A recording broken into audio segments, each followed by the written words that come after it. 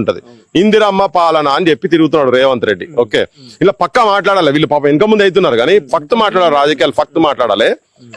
నువ్వు ఇందిరమ్మ రాజ్యం అంటే ఇదేనా ఇందిరమ్మ రాజ్యం? 2 కిలోమీటర్ల దూరము నీళ్లు, నిన్న ఇక్కడ దాకా నీళ్లు వచ్చున్నాయి ఇక్కడ. అంటే ఇక్కడ మనుషులు ఉంటుండ్రా?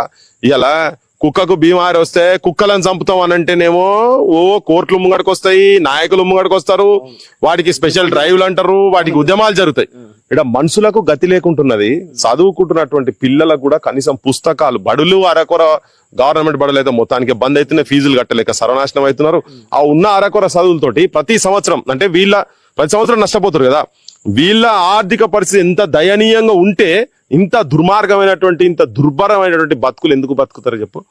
ఇది చాలా చాలా అన్యాయం. ఒకటి ఇచ్చింది మీరు చెర్ల, ఓకే, నీకు ప్రేమ ఉంటుంది. ఇప్పుడు ఈ ముఖ్యమంత్రికి చెప్తున్నా, బొచ్చడు ఫామ్ హౌస్ ఒక్కొక్కరికి ప్రైవేట్ కాలేజీలు, ప్రైవేట్ హాస్పిటల్ వాళ్ళకి ఒక్కొక్కరికి 100 ఎకరాలు ఉన్నాయి మొత్తం చుట్టూ మొత్తం. 100 ఒక్కంది తీసుకోండి తీసి, అంత దొంగ సొమ్మే కదా. లేదు మీకు కూడా ఉన్నాయి. ఇప్పుడు హాస్పిటల్ ఈయన కూడా ముఖ్యమంత్రి వచ్చి ఇక్కడ ప్రైవేట్ హాస్పిటల్ స్టార్ట్ చేసింది కదా. వీళ్ళు ఎవరెవరున్నారో గత ప్రభుత్వంలో ఉన్నటువంటి వాళ్ళు కావచ్చు, ఇప్పుడైనా కావచ్చు, 100 తీసుకొని వీళ్ళందరికి 100 గజాలు ఇచ్చి ఇండ్లు కట్టించి ఇవ్వాలి ఇటువంటి వాళ్ళకు. ఇంత ఇప్పుడు మీరు చేస్తున్నారు, చేసింది పర్ఫెక్ట్ చేయలేదు. మనం ఆడికెళ్ళి ఇడికి వచ్చేటందుకే రైలు పట్టాలు ఎక్కి బయటకి ఎక్కి మనం ఒక్కసారి వచ్చేందుకే మనకి ఇంత ఇబ్బంది అవుతున్నది.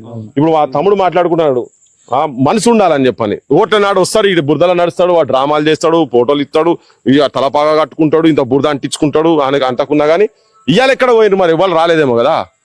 ఇది నేను అనుకుంటున్నా, వీళ్ళు అంటున్నారు కేవలం డ్రైనేజ్ కడితే ఈ సమస్య పరిష్కారం అయితే అంటున్నారు. కానీ నాకు ఇది డ్రైనేజ్ తోనే అయ్యే పరిష్కారం అయ్యేది కాదు అనిపిస్తుంది. ఇది పెద్ద ఎత్తున జరగాలి దీని మీద. లేదు వీళ్ళని ఇక్కడ నుంచి ఈ చెరువుకు వదిలిపెట్టి వీళ్ళకైనా మంచి జాగాలన్నా 100 గజాలు ఇచ్చన్నా ఇది తప్పైందిరా నాయన. 2009 కాడికెళ్ళి మిమ్మల్ని నరకంలో పెట్టినాం మేము. ఈ బయట ఇంకెంత నరకం ఉన్నదో అది చూసి వచ్చి వాళ్ళు ఇంట్లో బతుకుతున్నారు అంటేనే ఇప్పుడు ఖాళీ వదిలిపెట్టి పోతా అని చెప్పి బైసాబ్ చెప్తున్నారు. యాడిపోతారు వీళ్ళు, యాడిపోతారు? ఇటు ఉంటున్నారు అంటేనే మనం వాళ్ళ పరిస్థితి ఏందో మనం అర్థం చేసుకోవచ్చు కదా. సో అందుకని ఏంటంటే గవర్నమెంట్స్, ఏ గవర్నమెంట్ అయినా కానీ మాకు ఎవరి మీద ద్వేషం లేదు, ఎవరి మీద ప్రేమ లేదు, మాకు ఇటువంటి వాళ్ళ మీద ప్రేమ ఉన్నది. ఈ సమస్యలు ఉండొద్దు అనేది ఉన్నది.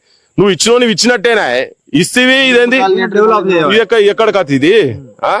కొరడా దెబ్బలు కొడుతున్నట్టున్నది. ప్రతి సంవత్సరం ప్రతి ఏడు ఈ నరకయాతన ఏంటిది వీళ్లకు? ఈ నీళ్ల సంగతి ఏంటిది? కథ ఏంది?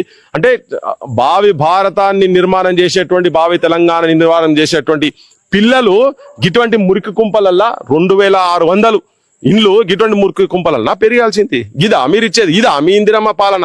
ఇదా మీ రాజ్యము? వచ్చి 2 సంవత్సరాలు అవుతుంది. మీరు కూడా 2009 నుంచి 2014 వరకు కూడా వాళ్ళే ఉన్నారు కదా. సోయి ఉండాలి కదా.